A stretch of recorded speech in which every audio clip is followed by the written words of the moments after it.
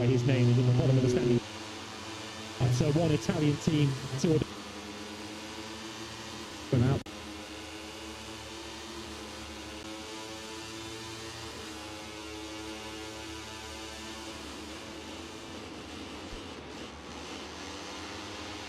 Factory Honda of Luca Marini.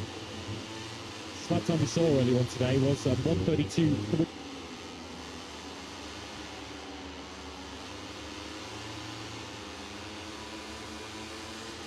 ATM cutting out. Separate issue.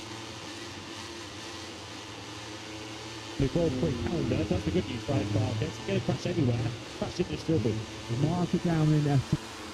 It's just a little bit wide and offline there through one of the slowest corners on the Grand Prix calendar. That's the good news for Alex Marquez. Get a crash anywhere, crash in the struggle. Acosta to his left and was just a little.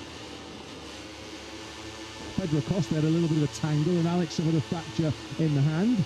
I don't know whether there was any distraction there from Alex Marquez. Well, turn 5, crash here coming out of turn 5 to Schruben, where he suffered here.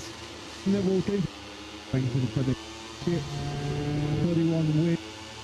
The energy tally beach gap.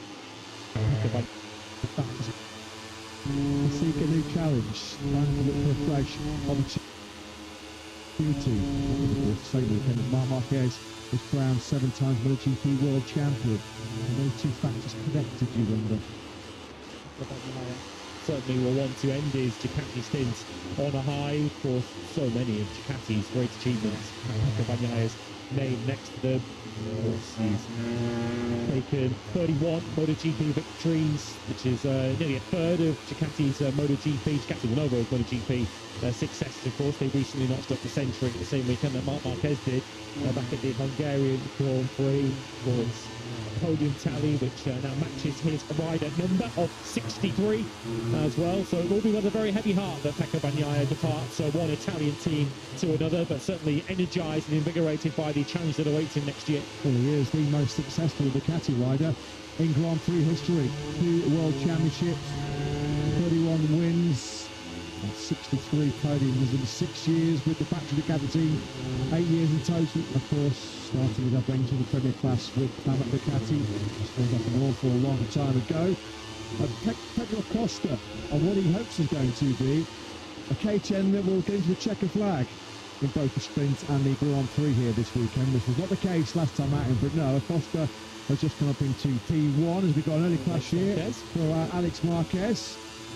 That'll be a little bit of a test of Alex's physical shape, because there was a crash here coming out of turn 5 to Schruben, where he suffered his first big blow of last year's type of challenge, because coming out of this very corner, turn 5, with Pedro Acosta, Pedro Acosta had a little bit of a tangle and Alex suffered a fracture in the hand. I don't know whether there was any distraction there from Alex Marquez, whether he knew that Acosta was to his left and was just a little bit wide and offline there through one of the slowest corners on the Grand Prix calendar. That's the good news for Alex Marquez. Get a crash anywhere, crash into struggle. Marker down in FP1, Alex then down in practice this afternoon. Just a tip off there, going through turn 5. His left shoulder's been causing him a bit of aggravation of late because he destroyed the right collarbone. That's what we have with Acosta over in Barcelona. 4 separate fractures in the right collarbone for Alex on that occasion. Heavily working his way back up to full fitness and, more importantly, full confidence. As Bezzecchi restores something of normal order on this practice Friday here in Assen, because he's found a 132.745, which is pulling back on top of the standings. About 0.4 of a second away from where he was this morning, but quickly back in the groove. Yeah, something to keep an eye on as we go through the weekend. It'll perhaps be more pertinent later on when we see the time attacks and in qualifying tomorrow morning. But the Aprilias absolutely owns that final sector this morning. All 4 Aprilias were inside the top 4 through that final split, which takes you the run out of Moivermeer turn 12 through Holger Haida, Ramschuk and the Gert Timmer chicane. Certainly the first 2 of those are very fierce and fast corners where You need a bike which you can trust through high speed corners. That's certainly where the Aprilia tends to go particularly well. So that could well be a feature that will play into their hands go through the weekend. Bezzecchi pulling time back on Pedro Acosta's KTM in that final sector. We're into that final sector now with Fermin Albuquerque.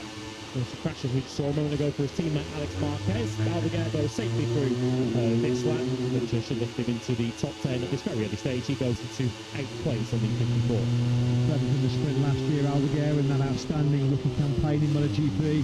Had a scary off in the Sachsenring Grand Prix where he lost it at the top end of the circuit coming out of turn 10, and his flash motorcycle with nowhere to go. So Joan Mir also out of the Grand Prix in rather spectacular fashion. So Acosta, this has been a very strong start to the 60-minute session for the factory Ducati-bound Spaniard. He's just going to be flying and hoping that the KTM holds up underneath him. A problem with his rear ride height device.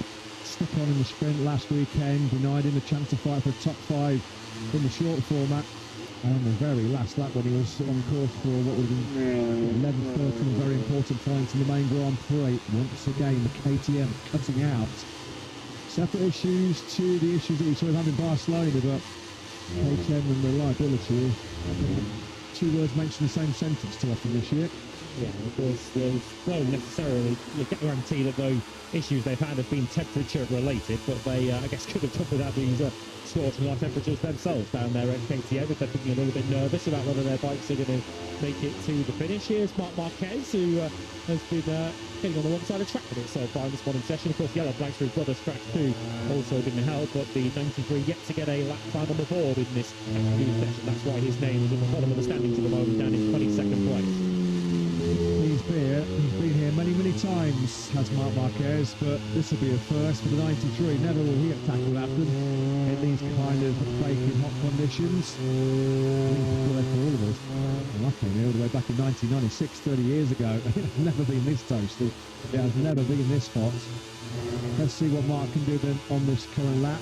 As Marco Bezzecchi finds more time, that is now the best time of the weekend so far. He's picked up a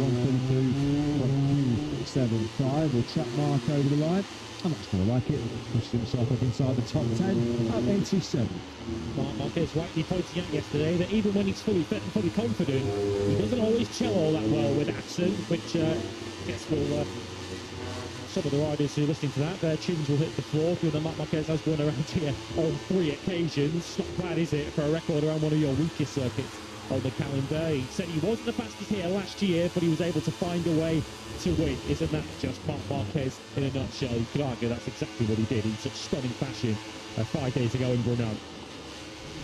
Well, Marco Bezzecchi could do with a bit of a win bonus because he's taken another hit in the wallet here this weekend. He's €3,000 light on successive Fridays, having been penalised this morning for an incorrect practice start. He did it on Friday in Brno and got done for €1,000. And then today, because it's his second offence, the fine doubled up to €2,000. So we were looking to claw back a little bit of that cash with a sprint and Grand Prix double.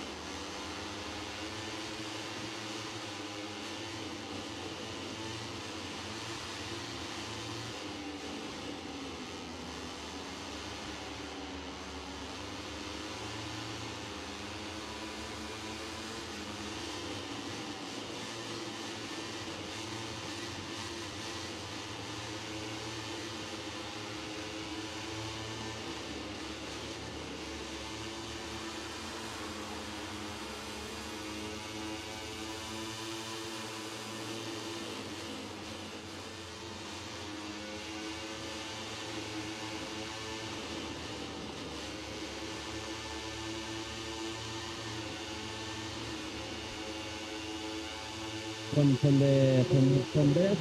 So we have to keep working. He set a 1:32.170. He is now the best of the rest.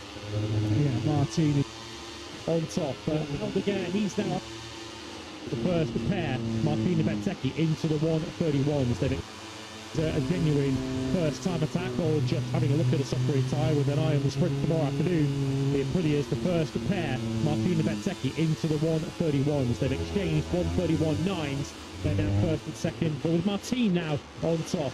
Aldegan, he's now up in the third place. He's also put in a Sachsenring tyre to set a 1:32.170. He is now the best of the rest.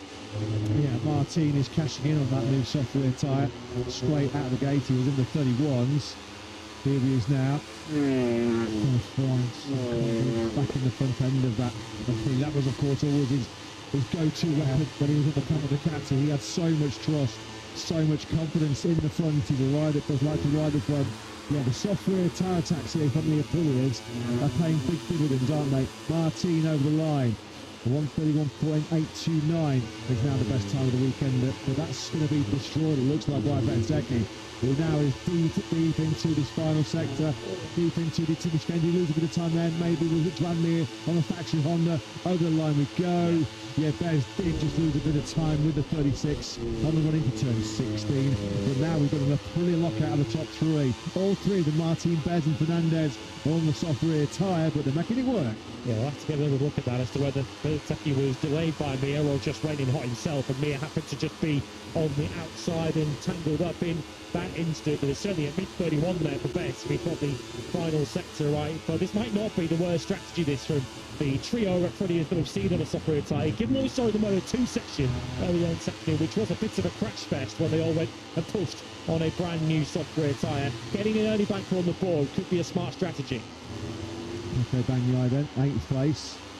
He's looked really good. A real great nick on race pace so far this weekend. Passes after another 1:32.722. He is the all-time lap record holder here in the Grand Prix of the Netherlands. It's Pecco a couple of years ago, 2024. 1:30.540 remains the all-time lap record here. We're not going to get anywhere near that, are we, today, given the fact that this morning the track temperature is 37 degrees. It's probably north of 50 degrees this afternoon. There's not a single cloud in the sky to give anybody any kind of protection from the powerful UV rays. Looking to power is a pretty good top spot here. Here's Bez. To the chicane, here we go this time around. There's no a Honda potentially disrupting his rhythm. Is this going to be the best time of the day so far? It is. It's a 1:31.587. And well, there were times this morning when he was a couple of times clear of everybody else on circuit, and that is exactly where we find ourselves in practice. Bez stretching his legs once again. Yeah, that's a look at what he could have won a lap for Marco Bezzecchi. That a pretty 1-2-3 now has Fernandez in the middle of it on the Superpile Trackhouse bike. Here he is on the 25. He's taken the second place on a 31.8. We just had a personal best of Marc Marquez, who is not thinking of a race. He's not thinking of time attacks. He's thinking very much about the race at the moment. He's 9th on a 1:32.920. So don't be concerned, 93 fans, by that 1.3 second gap between Mark and Marco. Points in back-to-back Grand Prix for the first time in his MotoGP career for World Superbike King Toprak Razgatlioglu. He's just one place behind Marc Marquez at the moment. Top Yamaha in 10th place. He had his best sprint last time out, but no points nothing for the Turk, but he was 11th in that Czech sprint, which matches his best in a Sunday Grand Prix, an 11th in Balaton car. And once again, he's proving and stepping up to be the leading contender on the new V4 powered wide starting now. 10 World Superbike podiums to his name here for the 29-year-old Turk. That features a couple of victories as well, so certainly no stranger to this Assen circuit.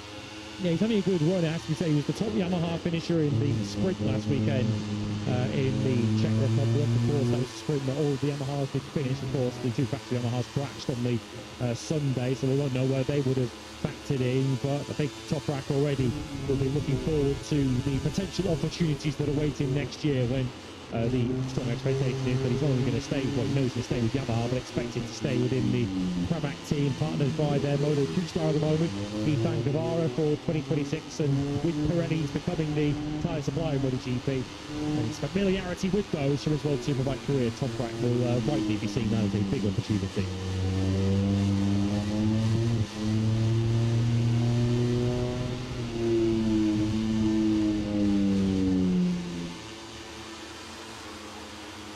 Well, as we saw there, Marc Marquez on occasions, we rode on board with him, safely negotiating turn 16, which did see him have a bit of a tip-off on the front end of that factory Ducati this morning. Still Marc just into the high 132. We just had Fabio Quartararo off camera going over the line. He's down to a low 133. Quartararo up to 12. Trying to make a fist of the honour for top Yamaha this weekend. Augusto Fernandez just make it 5.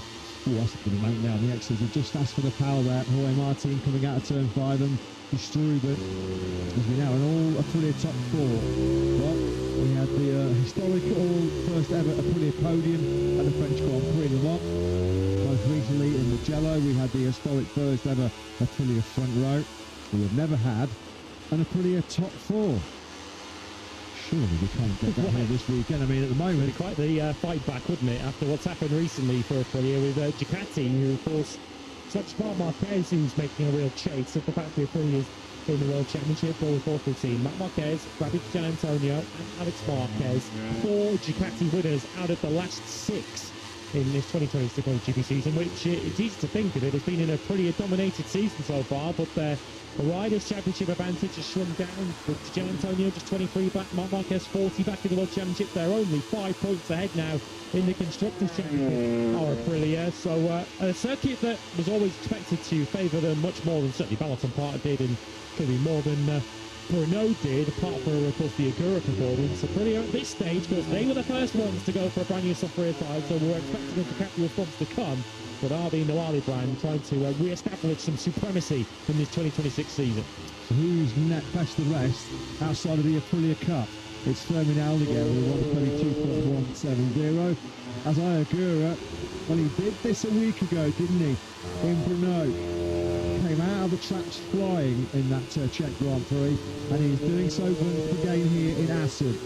A 131.443 has now put Agura back in P1. Pole position, of course, 6 days ago in Brno.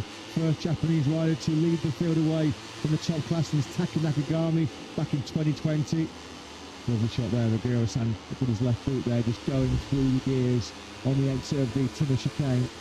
So he's now almost a 10.5 clear of Marco Bezzecchi, looking to make it maybe a super far track out of 1-2, not quite, with Ralph Hernandez. And in the gap between Aldeguer in 5th and the next Aprilia in 4th place, Roy Martinez, 3.5 of a second.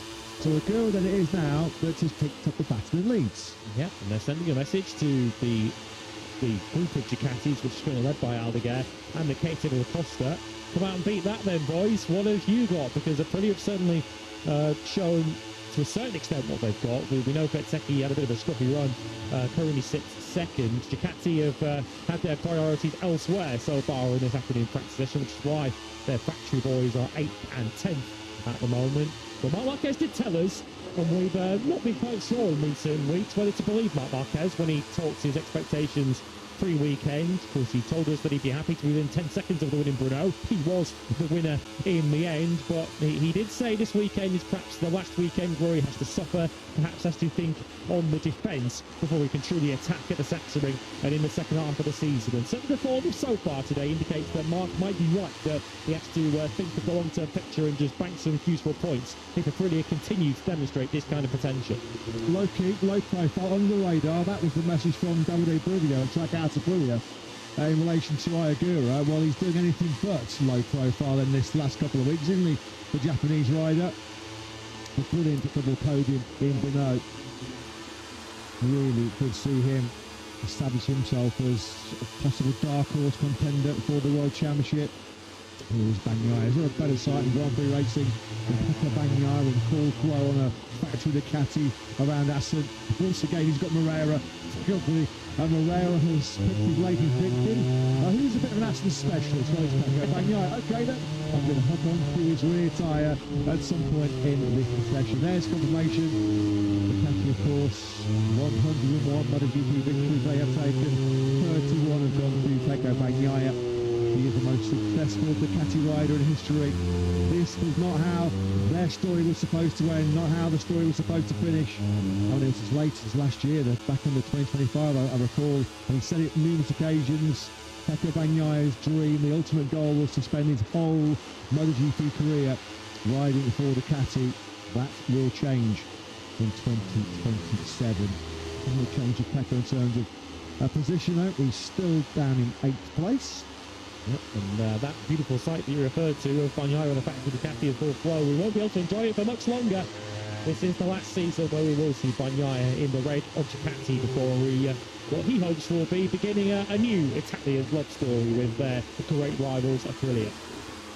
Martin back out of the circuit. One of the 4 riders, all 4 of them are on Aprilias that have found 131s so far. Shot that was Moreira. Look at that, he's almost put his elbow down to try to keep pace with Pecco Bagnaia right at the top end of the circuit. Turn 11 and 12, 5th gear through there. Now he comes through turn 15, 4th gear, about 175 kilometers an hour, with his elbow pretty much dragging on the tarmac. Rookie, he was anything but a rookie, doesn't he, Moreira? Behind Bagnaia, well, he's now the pick of anybody else that's not on an Aprilia. That's a 132.169. He's gone directly through the Q2 in the last 3 Grand Prix, and now he's seeking a Q2 quartet. More brilliant by the Brazilian. Well, his meteoric rise to the Moto2 World Championship began here, you could argue, last year when he took his first pole and his first victory in Moto2.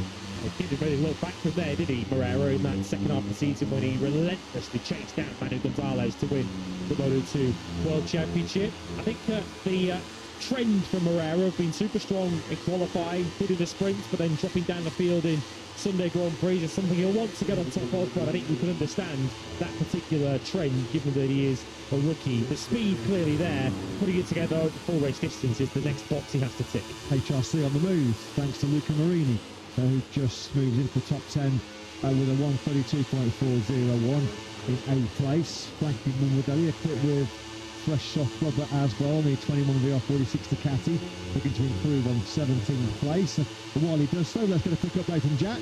Yeah, just a bit of to add some context to what we're seeing on the timesheets at the moment. I think it's fairly safe to say, when you've got a general overview of the season so far, that the Ducati have had the edge over Aprilia when it comes to Saturday sprints, where it's the reverse. On a Sunday, with Aprilia in those closing really having a bit of an edge over the Ducati. So far, Aprilia, given the fact at the top of the time sheet, blocking out that top 4, they've done a lot of work with a soft rear tyre, putting as many laps on it as possible, potentially deciding to prefer to launch the tomorrow's sprints over Sunday's Grand Prix to find that next step. Ducati, on the other hand, Marc Marquez, the first of any of the Ducati riders to go out there with a soft rear tyre, just a moment or so ago. Bagnaia still out there with the medium rear tyre. I think Ducati are doing the opposite, trying to find that last step on a Sunday to get closer to Aprilia. It's that tug of war that we've seen all year, now playing out on a Friday afternoon. Thanks very much indeed, Jack. It looked like Frankie Morbidelli was bolts on that fast lap by Diego Moreira. The steward will be feeling a close eye on that one. And well, they've recently announced, haven't they, a big money sponsorship deal with Monster Energy of the Aprilis, and cashing in very, very quickly with a couple of cool cans on the back of his neck. Monster Energy sponsorship, and Monster Energy cans cooling down the world champ leader at the back of the garage. Even the fans aren't enough here today. No, not their intended use, but they're coming in very, very handy at the moment. Contrasting approaches with Martin using the ice towel and Marco Bezzecchi using a couple of freshly cooled cans of energy drink to cool him down before he gets back into the furnace of Athens. We'll be hoping to suck a couple of cans of something stronger if he's back on top of the podium here on Sunday. Still, of course, seeking his first sprint success of 2026 is Marco Bezzecchi, as well, you knew this was coming as soon as he was going to throw in some soft rubber on the rear of that factory Ducati.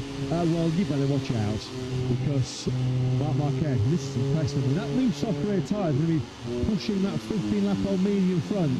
Got to be careful here that that new soft rear didn't overload and overpower that well-worn front tyre from Marc Marquez. But of course, this is arguably one of the greatest, and right on cue with a brand new soft rear tyre. Straight away, once he put a soft rear in, he was immediately And straight away, Chris 1:31. Marc Marquez then up to third, gate crash in the Aprilia party. Yeah, I noticed Martin was on a used medium front as well, and he did his what's currently now the 5th fastest lap time of the day at 1:31.8. But noticing once again, we saw it there with Marc Marquez, and we saw it with Fabio Gian Antonio. The Aprilia is dominating through that 4th sector. That is where Aprilia are winning so much of their lap time. The run through turns 12, 13 and 14. The ramp shook at 15, which we're watching now with Brad Binder at the Gert Timmer chicane. Aprilia leaving the Ducatis in their dust in that final sector. Remember last year we saw it, Marquez, that second version of Marc Marquez. They went toe-to-toe throughout the whole of last year's Grand Prix of the Netherlands. And Marc Marquez said he knew all weekend he'd seen Bez have the upper hand in Sector 4. But all he was doing was making sure that he got the slingshot, he got the drive, got the exit now out of turn 11 on every lap. And then he knew that he could make the Ducati as wide as possible. There was nothing that Bezeki could do to get on par. With Lightning going to strike twice here this weekend, as rather unsteady there on the rear tyre was Bastianini. Morbidelli in the one. Morbidelli. Well, he was really livid with Diogo Moreira a couple laps ago, and unfortunately, I mean, he's properly buffed up Anea there, hasn't he? Anea was on a right old charge, having to sit up there. I mean, you're 5th here, aren't you, at that point? Yeah, that's a pretty much of a slam dunk penalty, I think, there for Frankie Morbidelli. Remember in that crazy 2018 race when Valentino Rossi ran into the back, didn't he? Of Jorge Lorenzo around there, and if Enea Bastianini had clipped Frankie Morbidelli coming through that corner, he doesn't really bear thinking about what kind of accident we would have seen. I love Frankie Morbidelli. He's a really cool guy, but this is his 223rd Grand Prix start, the 152nd of his MotoGP career. And this is not the first time. He's got a bit of history, hasn't he? He's a bit of a serial offender, is Frankie. And to be honest, it's hard to find any excuses for that one. I mean, there's a part in the middle of that corner, and Enea Bastianini did pretty well to avoid the contact there.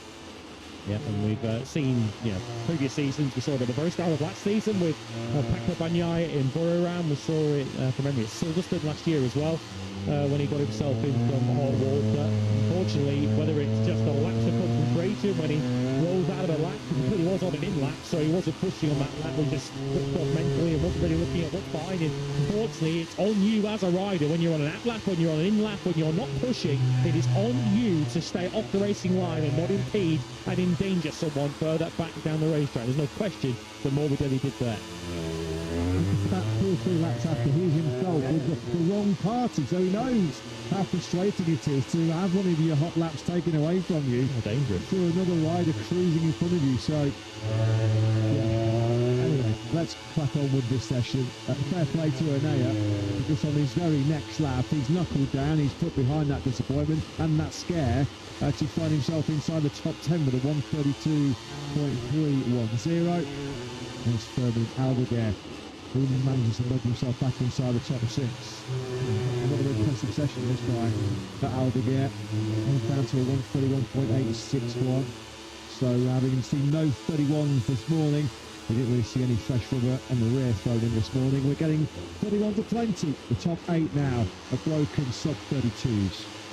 Costa is about to get himself well into the mid-31s here. He's up at the halfway stage of his current lap, and I'm sure we'll pick him up shortly. Bagnaia in 13th place, but a little bit of a false position really for Bagnaia. He's always the last, isn't he, to go for a soft rear tyre as he does the maximum homework possible on worn rubber. We do now pick up the future, I guess, of Ducati. Pedro Costa still looking to put that KTM in amongst the Ducatis and Aprilias at the sharp end. Yeah, every single manufacturer in the world would have loved to have got the Prix signature of Acosta on a contract for 2027 and beyond, but it's Ducati that have won that race, and Acosta still seeking his first race win in MotoGP. He did say that is still one of the big challenges, one of the big goals that he has left to accomplish as he parts company. Of course, throughout his entire career, going back to rookies, he has been associated with Red Bull and with KTM. Yellow flags out the top end of the circuit, turns 11 and 12. Acosta up to 4 with his Aldeguer.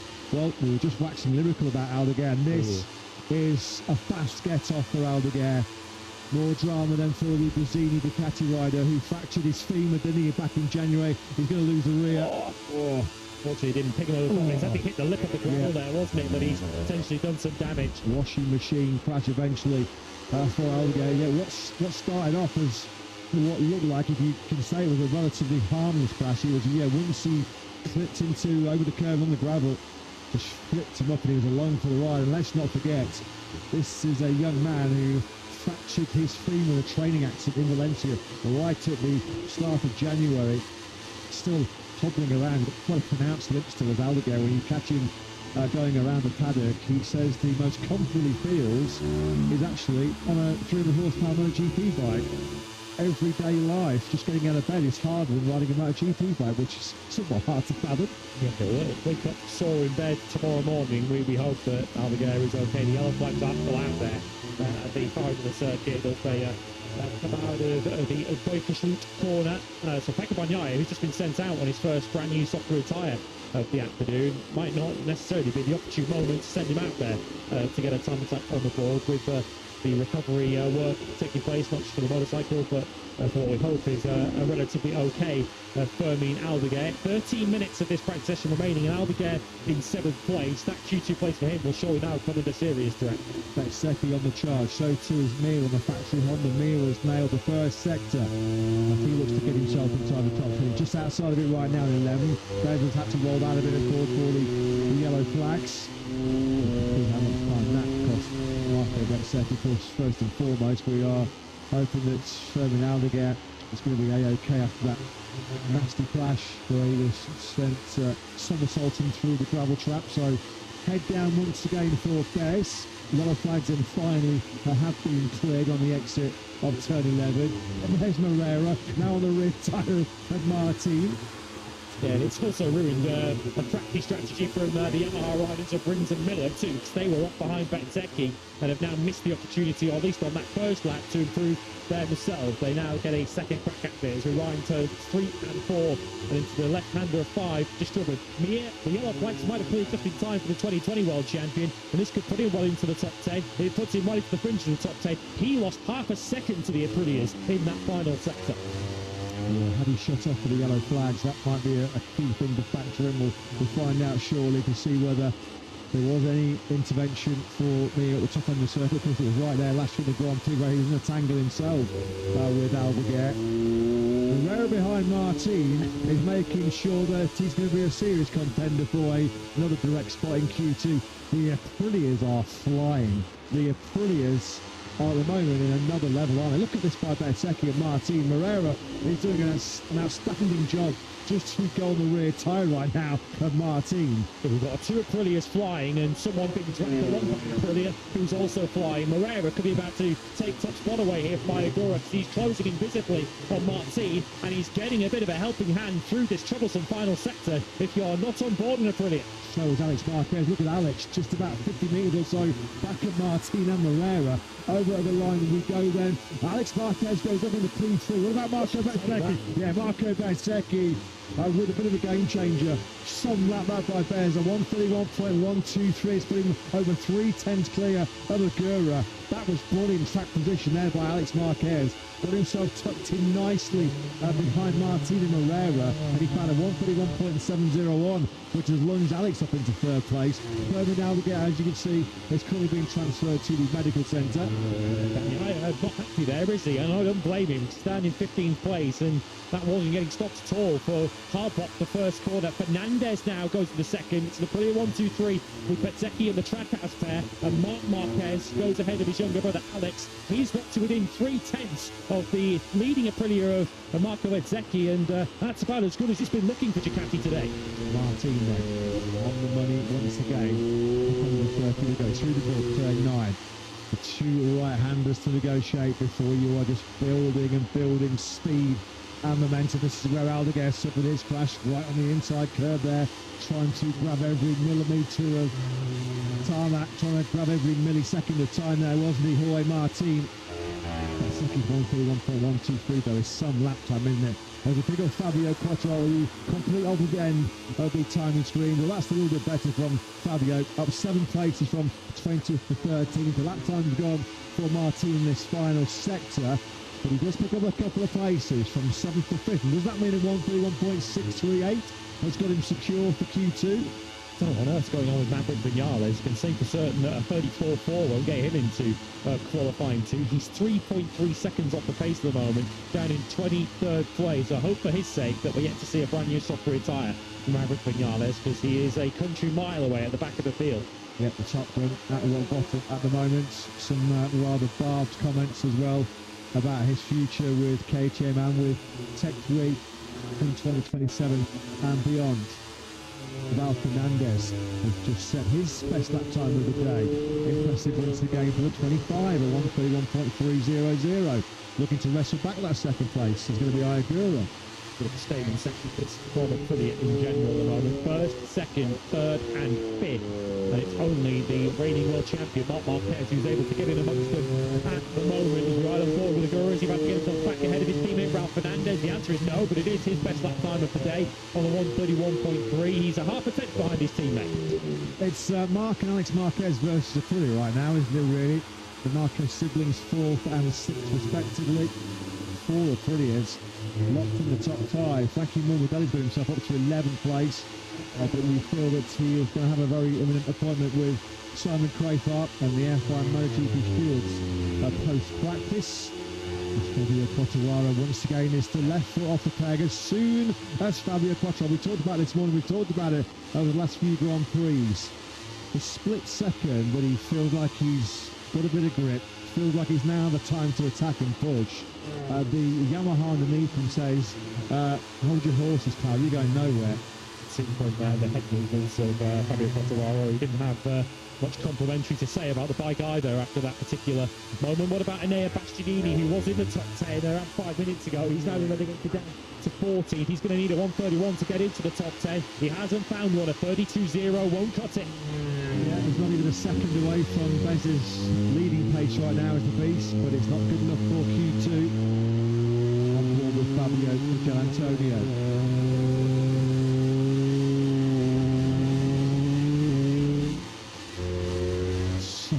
In that part of Aston's, those fast right-handers as you go through moving mirror and then Hoda Hyder, building up through 3rd gear out of 11 up to 6th gear, clanked over on the left side there at about 300 kilometers an hour. Antonio 10th to 5th. So that's a big move by Fabio Antonio. That means now Jorge Martin is back in 6th place. Pecco Bagnaia, well, to say he's an Aston specialist is an understatement of the century. This guy has done winning for fun in the Netherlands. Moto3 winner, Moto2 winner, a 3-time MotoGP winner here in Aston. But this is a big 6.5 minutes or so for the double world champion, because he's marooned down in 17th spot. Yeah, I don't think there's much doubt that he's got the speed to do this. I think what he's doing now, he's putting himself at the mercy of some late yellow flags. If we get any in the remaining 6 minutes, then it's Bagnaia who might find himself stranded and going through Q1 tomorrow. That's the risk you put yourself at when you leave it down to the final 6 minutes. Outside the top 10 at the moment, we have Morbidelli, Bastianini, Mir, Quartararo, Marini, Miller, Bagnaia, Rins, Toprak, Binder, Augusto Fernandez, Crutchlow, and Maverick Vinales. And the names I just listed there underline what a great job Moreira done. Following or not, the fact that Moreira's up in 9th on a 1:31.856. The next best Honda is 4/10 behind him, Mir in 13th. Surely a 1:31.362 from this young man Ayagura is going to have already booked his spot into our second qualifying session tomorrow. Once again, Ayagura, the temperatures in the mid-30s, feels a lot warmer, barely breaking sweat. So I think he could do another hour after this hour-long session, normally on the track out of Aprilia. That's Bezzecchi then peels out of pit lane. 5.5 minutes of the session remaining. We've got our expected big hitters already inside the top 10. At the moment, it's something of a surprise to still see Bagnaia languishing down in 17th. But we know anybody can unlock a lap time around Aston is going to be the Italian Joan Mir, as he so often does. All out of shape even on the factory Honda. Good lap was coming in by Mir. He looks to wrestle back a place inside the top 10. 13th up to 9th. It squeezes in, so that's put Moreira right in the danger zone now. Yeah, we almost have to keep our expectations under control when we see a good first 3 sectors, because if you're not on a board in Aprilia, you're just going to lose a heap of time through the Ramshook and the final chicane. Pecco Bagnaia make his way out of disturbance. He's that final soft rear tyre available to him in this section. And Bagnaia, who is used to delivering special things here around Assen, has to deliver now. Well, I was going to say, I thought I could hear in my headset a crash or a disturbance. It's Jorge Martin there. He's outlap. The factory Aprilia ride. I mean, look at the yellow flags are playing. I mean, this could be really massive for Bagnaia. This could be huge. But look at the debris field there. For Martin's destroyed Aprilia. Pecco Bagnaia then 17th when he left pit lane. This is going to be huge. He's hit the curve. He's on the curve there. Well, we saw him run on the curve a few moments ago. This is going to be a big old get-up, isn't it, for Jorge Martin? Well, he said he was trying to find confidence on the factory Aprilia. That's not going to do much to restore some of his better confidence as he goes sliding on his back through the grass. He spins round and gets to look at his factory Aprilia, probably destroying itself. Well, this won't count for Pecco Bagnaia, I'm certain of it, because the yellow's still out. Coming to 12. It's going to be a fast lap time, but not a valid one for Pecco Bagnaia, who goes up into big place, but he's going to have to keep pushing on that because Jorge Martinez, Alex Marquez has now also gone down. I didn't know whether that noise in our headsets during the replay was the replay or whether someone else had crashed. Marquez, for the second time this afternoon, down at disturbance. Bagnaia's in some serious trouble here, isn't he? I mean, the yellow flags, the go-go on this current lap. He's right in the section now. His heart's going to sink because he's coming through turn 5, which our information about Alex Marquez has crashed out. You can see it on the graph, the yellow flags at 12, 13, 14 and 15. Was the yellow flag crucially clear by the time Pecco got to turn 5? That might have just saved him, actually. The fact that they're going to clear the track up and we'll have a 3-minute restart might just have come to the rescue of Bagnaia. It's further round. It's not turn 5. It's clearly a faster crash than that for Alex Marquez. That was where his earlier crash was, and we certainly hope that we haven't got 2 injured Gresini riders now. Yeah, that's a rather concerning sight, isn't it? Alex Marquez last weekend in Brno on his return from injury.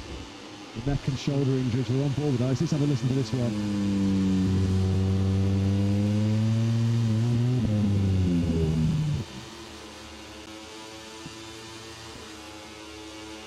Big old get-off. That was on the acceleration point, wasn't it, between turns 10 and 11.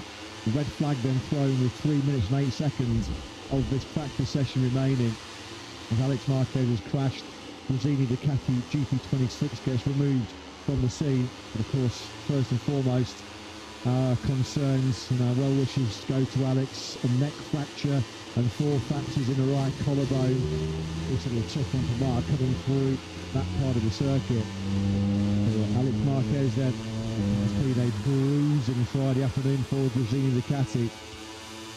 Bernard Daguerre, our latest information is that he went to the medical centre after he crashed a corner further round. He crashed through turn 12, the Muidenmeer corner, and Alex Marquez high-siding in between 10 and 11, the Mandeveen and the Boikersloot. Confirmation that he is at least conscious, but clearly in a fair chunk of pain. Hopefully that pain subsides. There he is, at least sat upright, but clearly he's been bashed around a bit, and that's a rider who has had his fair share of knocks lately. I would not be surprised if this might be the end of Alex Marquez's Grand Prix of the Netherlands. He withdrew, didn't he, last weekend in Renault after qualifying. He's been really shaken up by this one. He wants to get up himself, doesn't he? But I think he needs to take the advice and just jump on a stretcher. Yeah, you just wonder, he erred on the side of caution last weekend in Renault, got through Friday practice, got through qualifying, and then decided to withdraw to give himself the best chance of being stronger and more competitive here in Assen.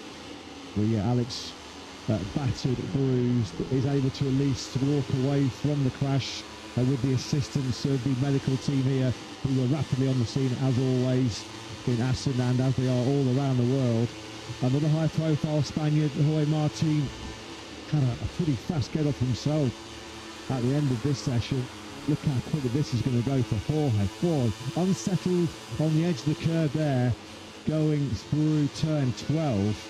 I mean, through there you are hauling, you are motoring, 5th gear, about 250 kilometres an hour when that front washes out for the 2024 World Champion. It's quite fortunate there that he just was able to slide rather harmlessly through the initial tarmac rough, then on his back in the grass. Let's just see the speed. Q30 was it when he lost the front? 230 clicks. 140 miles an hour. So it was pretty fortunate there as well, that despite trying to dig into the grass, it didn't look like that RSGP got picked up and flipped and started to break itself up. Pit lane then we were open in just under 2 minutes time. 16:02 local time, as you can see from the graphic in the top right corner of the screen. And this now for Pecco Bagnaia. All eyes on the double world champion. 17th fastest he was when we had the red flag for the Alex Marquez crash. Let's go down to Jack for some information on the Italian. Yeah, the big question is, have Ducati got another soft rear tyre to throw at Pecco Bagnaia to try and get him inside the top 10? Or is he going to have to do this on used rubber? With only 3 minutes left in the session, sensible thinking would lead you to think that everybody has used up their soft rear tyre allocation ahead of tomorrow. So he might have to do this on a used rear tyre, which is going to take something pretty special for Bagnaia. I'm stood at the back of the number 63 machine waiting to see what he's got at his disposal. Well, thanks very much, Jack. He has to find something better than a 1:31.856. That's the time at the moment, which has Moreira occupying that crucial last direct spot into Q2. Pit lane will be open in 40 seconds time. One time lap, isn't it, from here? 3 minutes and 8 seconds. An out lap is going to take you probably about a minute 40, minute 45, something like that. So by the time you come back round again, you're going to get one shot at this. And I said earlier on, didn't I, that Bagnaia is a bit of a specialist around this circuit. He is going to have to be in these next 3 minutes and 8 seconds. This could completely transform his weekend, this. And you would expect him to get into Q2 tomorrow if he is indeed in Q1. But then, of course, he's using up more rubber. Jack just confirming that Pecco Bagnaia then, for this last assault on a direct spot in Q2, used Michelin front tyre. And perhaps more crucially, it's a used rear tyre.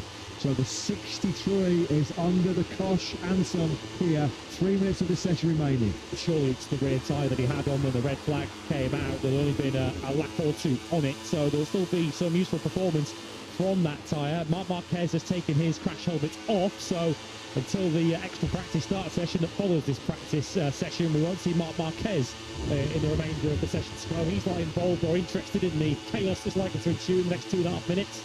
Tough, even for a rider who's got more mental toughness, arguably, than anybody else on the grid, to come through turn 11 and see his brother lying in the gravel trap, receiving more attention from the circuit medics. So Marc Marquez deciding that this session's over for him. Of course, we do have an additional practice start session immediately to follow this practice, with the introduction this weekend on the ban of whole shot devices. So the riders and teams are being given more time to adjust and adapt to those new rules. Just a reminder, if you're joining us for the first time this weekend, whole shot devices from this Grand Prix are forbidden. They are banned. I'm sure first and foremost at the moment, Marc Marquez is not really bothered about a 1:31.446 in fourth place. Yes, it's on his mind, but his prime thoughts right now will be for the welfare of his brother Alex, who had that real big crack, real big get off at the top end of the circuit between 10 and 11. So Pedro Costa is the rider immediately behind Bagnaia, and Costa's not second either. Then we've got a trio of Yamahas in this train who are trying to latch onto the back of Pecco Bagnaia to get towed somewhere near the top 10 himself. Bagnaia has to be millimetre perfect on his last lap of Assen this afternoon. A Q2 place rests on it. We didn't want anybody ahead of him. We didn't want any kind of yellow flag drama to impede him once again. So the Costa for company. A couple of riders ahead of him went knocked right in front of Bagnaia as he goes through the Shrewd and then turn 5. Pedro Costa getting a very close look at the colours he'll be on in 2027. Through 6, through 7, a high speed change direction, right, and then left. Then they'll go right up to turn 8, second half. This is contested by Bagnaia. One of them didn't look because Enea Bastianini was just ahead of him on circuit, open to P8. So 2 Italians looking for late rallies here in practice.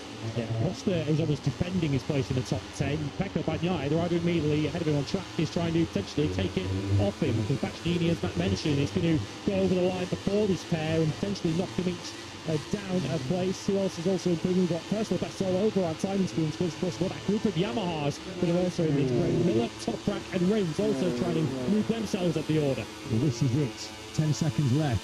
Here is Anea Bastianini on the tech through KTM into the timber chicane. Is he going to be putting himself up inside the top 10? Checker flag is out and says now or never. Bagnaia has to nail this final chicane. And there goes fifth across the third. Over the line, Bagnaia got in. Pecco Bagnaia crucially for the triple Assen winner in MotoGP has done it. Yeah, Davide Tardozzi has seen the screens. They know that Pecco Bagnaia with some last lap, a 1:31.384. That was pressure. That was pressure big time on Pecco, and he delivered. So, Alex Marquez, despite his huge get-off in that session, pulled out the red flag. I think Alex, if he's able to continue in this Grand Prix of the Netherlands, well, he's got a place in Q2 in 10th spot. Great last lap by Bastianini, got into 8th. Costa did get up into 3rd with a 1:31.310. Fabio Quartararo, is there anything going to happen late on for the factory Yamaha rider? No, it's not. Not anymore, because he's made a mistake at default. So your top 10 then, your Q2 occupants, steady. Count to 10, Fabio. Count to 10. Easy for us to say here in the commentary box, but in boiling conditions, the peppers are going to boil over here, aren't they, for Fabio Quartararo? Once again, this is becoming an all too familiar sight. A frustrated Fabio Quartararo. No frustration, though, for this young man. World champion Marco Bezzecchi into Q2. So too, Ralph Fernandez, brilliant by the Spaniard in second. Pedro Costa is third. Agura, Bagnaia with a brilliant late lap of 1:31.384. Second through. Marc Marquez through to Q2 as well.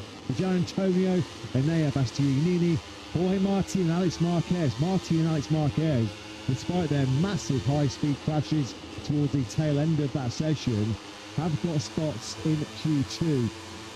Well, it was hot, it was dramatic, it was crash through, wasn't that practice session?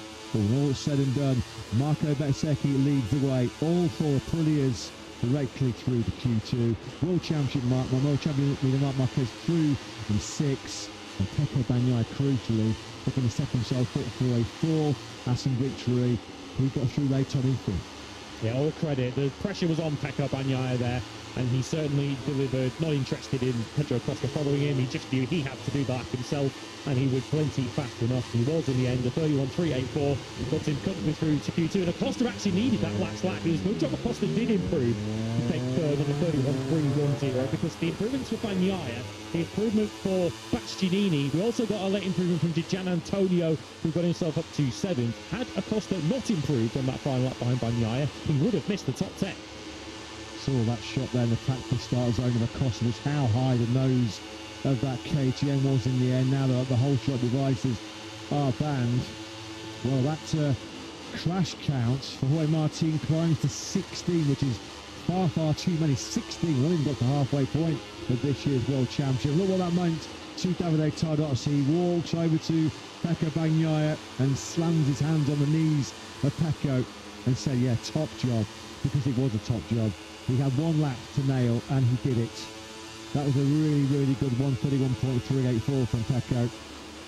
He's done some exceptional laps of Assen down the years, and that one was one of the better ones. So both factory Ducatis go through, all 4 Ducatis do so as well. 2 KTMs go through as well.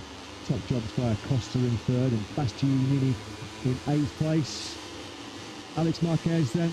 Of course, we hope that there's been no serious injury for Alex, who isn't able to continue this weekend, because he is through Q2. We feel like there's maybe a steward deployment coming for Frankie Morbidelli and Diogo Moreira in the separate instance of those two were involved, although one of them did involve the pair of them at one stage in that practice session. Morbidelli was 11th, Moreira 13th. Wherever they qualify tomorrow, they may well be relegated further places down the field after they were clearly caught up in a couple of major talking points in that session.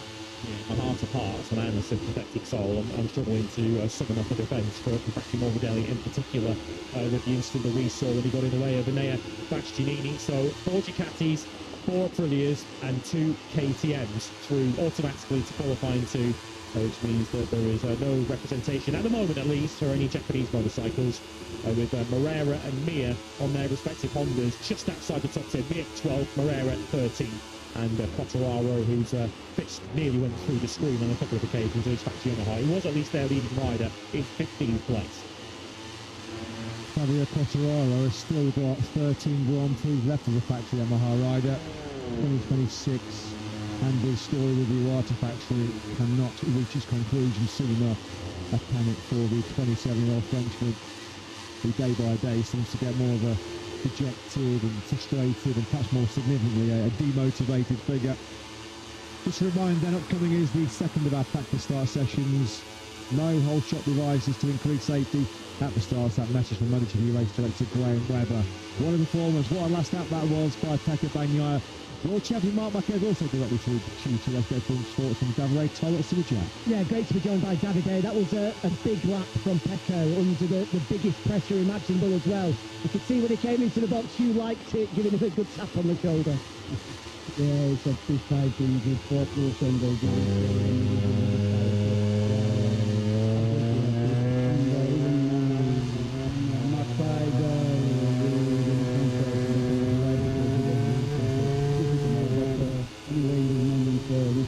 just is really informing the track like we do every time in Assen, but yeah, we have to collect the maximum points on Sunday.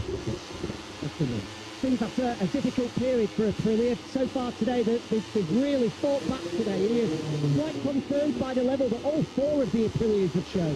Yeah, on this track they always perform very well, but it's a track because they've been unlucky, but they have to speed. So the unlucky is one thing, the speed is another story. They had it, and I think that they deserve the leading championship because, yeah.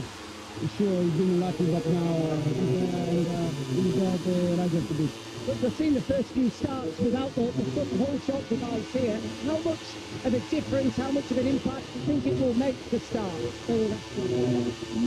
Our riders doesn't complain. They said we saw that we arrived a bit slower on the first corner. We break a bit earlier, so I think that is much better. I think that the decision from the race direction was the perfect one. Thanks, Davide. Thank you.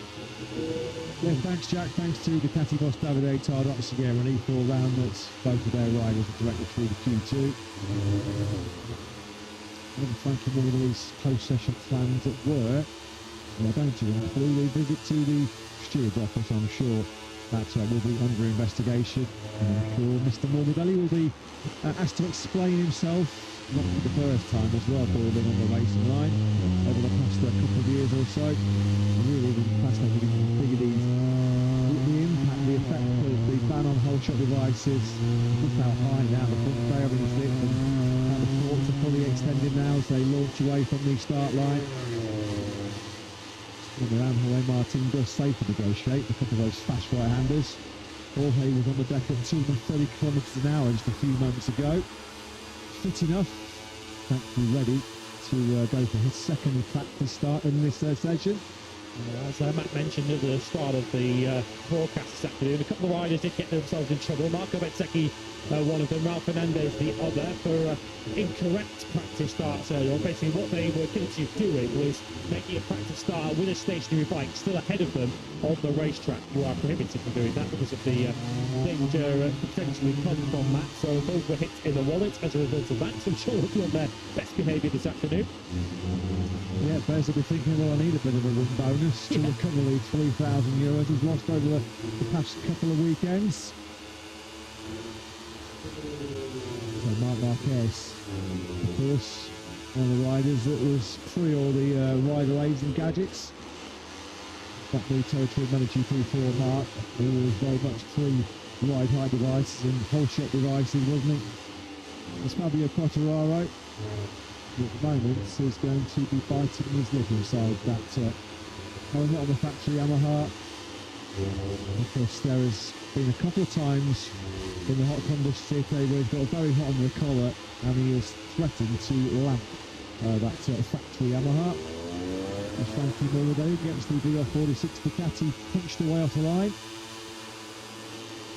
Very interesting tomorrow afternoon at 3 PM local time for the Tito Sprint, which is expected to be in very similarly sweltering conditions here in Assen, to see what difference, if at all, it makes on the start of the sprint, not just in terms of course, making it safer, which is the intention, which is why this is being brought in, but also whether the bikes that were fastest off the line in the past, which generally were the Aprilias, whether they still will be the class-leading motorcycles. But there is so much that goes into getting a bike off the line quickly. It's not just down to the whole show device, but that is certainly a key part of the procedure. So Marc Marquez still feels like, despite the fact that he's won the last 2 Grand Prix in Balaton and Brno, it feels like he's still not fully on the attack, he's not fully on the offensive. His idea, his master plan here in Assen is to get through this weekend, much like Mugello, in survival mode, and then he said, didn't he, over the last couple of weeks, his beloved the Sachsenring, where in past years he could turn up blindfolded with one arm and still win.